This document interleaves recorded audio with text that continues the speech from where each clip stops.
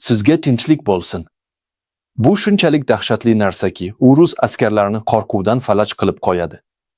Ukraina sheriklari yordamida qurilgan bu tom ma'noda olim devori bo'lib, rus askarlari ular otishga urinish uchun yetarlicha ahmoq bo'lgan zahotiyoq oldiradi. Qo'rquvning yangi darajasi ochildi. Kirginning yangi bosqichiga erishildi. Ruslar qochib o'tganda ular olishadi. Va bularning barchasi Ukraina 1 yil davomida qurib kelayotgan narsa tufayli. Dron liniyasi. Bu olim devorini qurish Ukraina va uning sheriklariga hozirgacha atigi $880 million tushdi. Bu juda ko'pdek tuyuladi. Agar siz uni United 24 media xabar qilgan Ukraina urushi Rossiyaga $2.5 trillion tushgan mablag' bilan taqqoslamasangiz. Ukraina Rossiya allaqachon boshidan kechirgan narsalarning ozgina qismiga tizimli qotillik mashinasini yaratdi. Va bu investitsiya evaziga. Ukraina 1000 dan ortiq dron ekipajlarini qotillarning muvofiqlashtirilgan tarmogiga birlashtirdi. Ular hozirda bu urushda barcha ruslarning olimining 3dan 1 qismi uchun javobgardir. Bu nimani anglatadi? Faqat shu qishda dron liniyasi 30 rusni yo'q qildi. Va agar biz bilan qolsangiz, u faqat kattalashib, kuchliroq va ancha halokatli bo'lib borishini bilib olasiz. Lekin bir soniya kuting. Ukrainaning Rossiyaning hujumlarini bostirish uchun dronlardan foydalanishi yangilik emas. U buni birinchi kundan boshlab amalga oshirib kelmoqda. Ukrainaning dronlari uning mudofaasida muhim rol o'ynagani va boshqa davlatlarni o'z harbiy doktrinalarini butunlay qayta yozishga majbur qilayotgani haqida ko'p yozilgan. Xo'sh, dron liniyani nima ajratib turadi? Nima uchun bu shunchaki Ukraina uzoq vaqtdan beri qilayotgan ishlarning yana bir iborasi emas? Mana nima uchun? 2025 yil martidan oldin Ukrainaning dron operatsiyalari parchalanib ketgan edi. Alohida bo'linmalar o'z missiyalarini qo'llab-quvvatlash uchun dronlardan foydalangan. Bu yerdagi ekipaj tankni yo'q qilar edi. U yerdagi ekipaj artilleriya pozitsiyasini aniqlardi. Ammo bularning barchasini butun front chizigida muvofiqlashtiruvchi yagona tizim yo'q edi. Bu Ukraina dron liniya doktrinasi deb nomlangan narsani ishga tushirganida o'zgardi. Bu g'oya soddaligi bilan inqilobiy edi. Har bir tarqoq dron bo'linmasini, har bir FPU ekipajini, har bir razvedka guruhini, har bir bombardimonchi operatorni olib, ularni butun jang maydonini qamrab oluvchi ulkan muvofiqlashtirilgan mudofaa tarmog'iga birlashtiring. Dronlar endi qurollarni qo'llab-quvvatlamaydi. Ular Ukraina mudofaa strategiyasining asosiy elementiga aylanadi.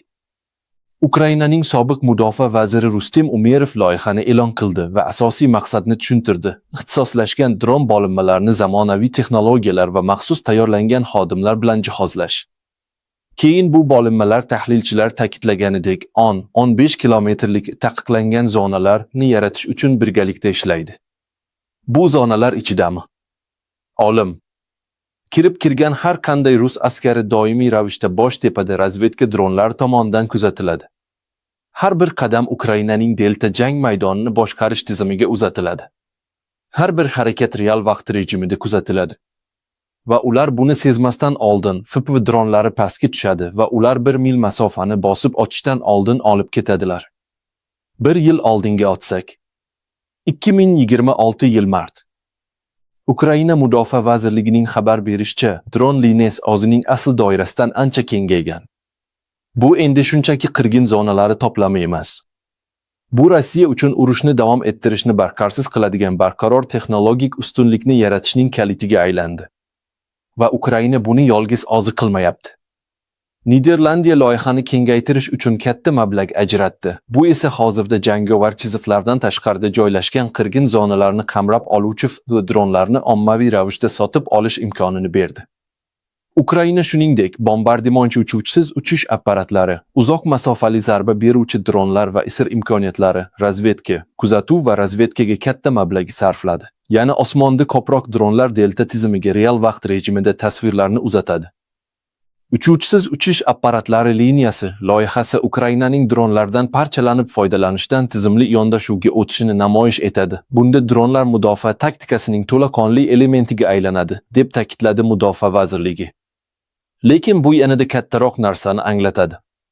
Ukrainaning yevropalik sheriklar bilan hamkorligi Putin kutganidan ham ko'proq harbiy kuch yaratmoqda.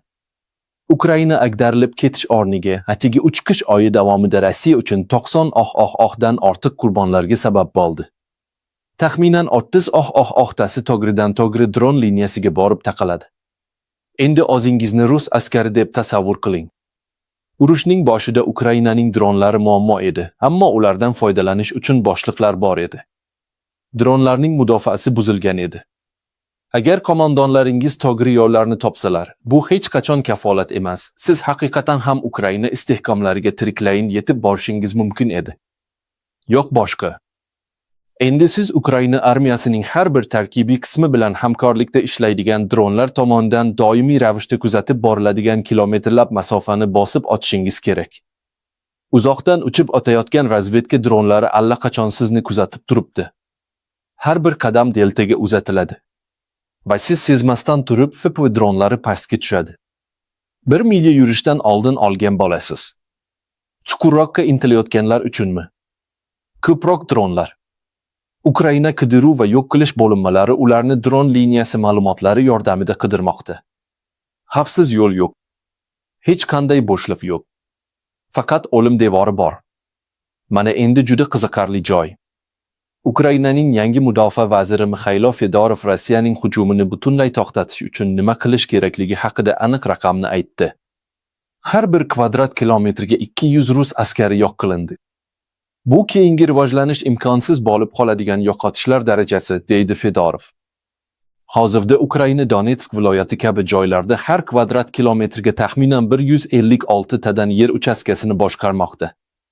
200 taga yetishi uchun Ukrainaga dronlar liniyasi ulkan gigantga aylanish kerak.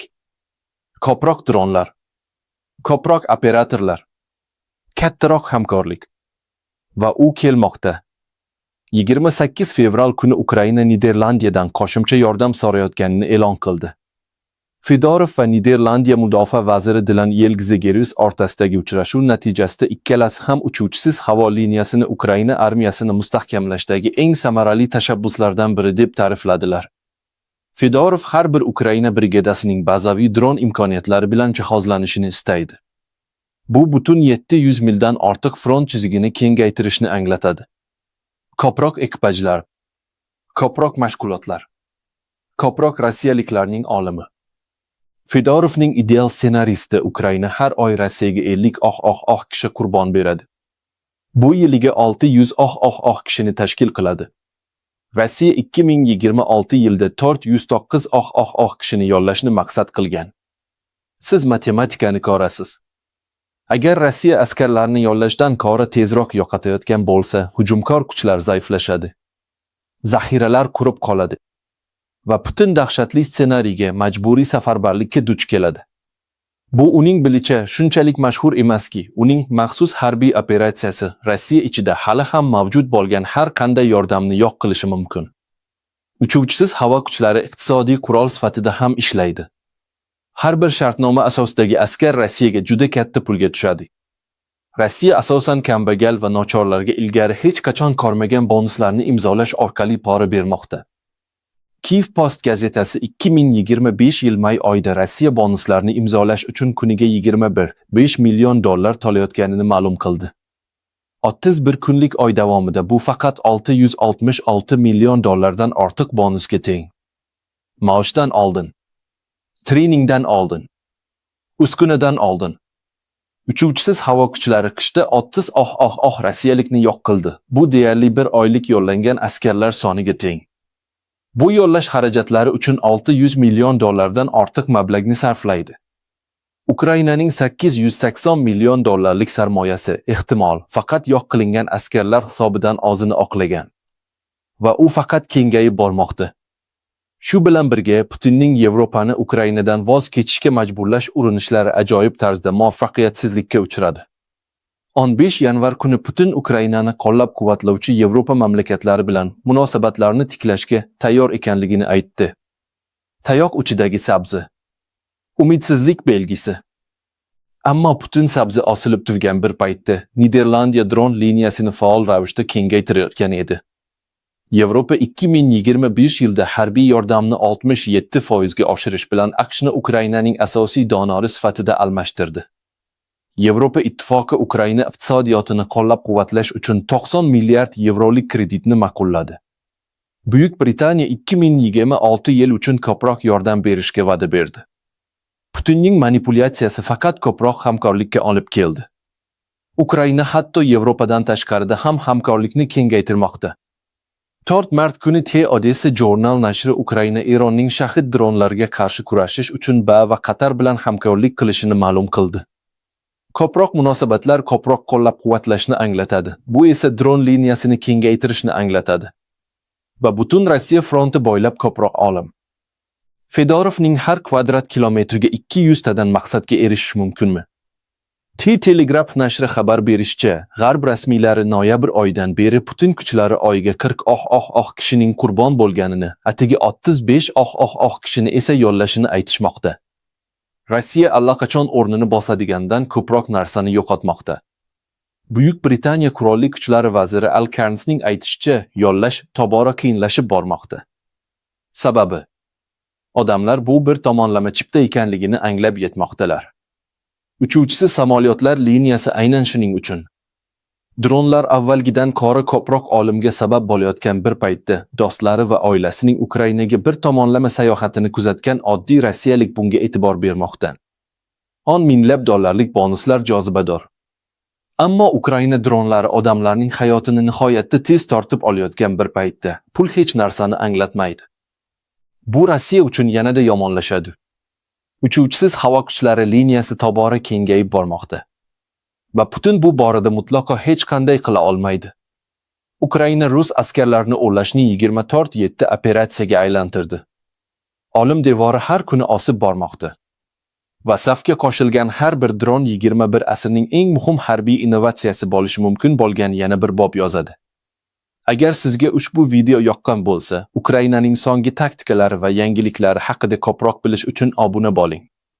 Fikrlaringizni sharhlarda baham ko'ring. Sizningcha, dron liniyasi Rossiyaning oldinga siljishini chindan ham to'xtata oladimi? Biz sizning fikringizni eshitishni istaymiz.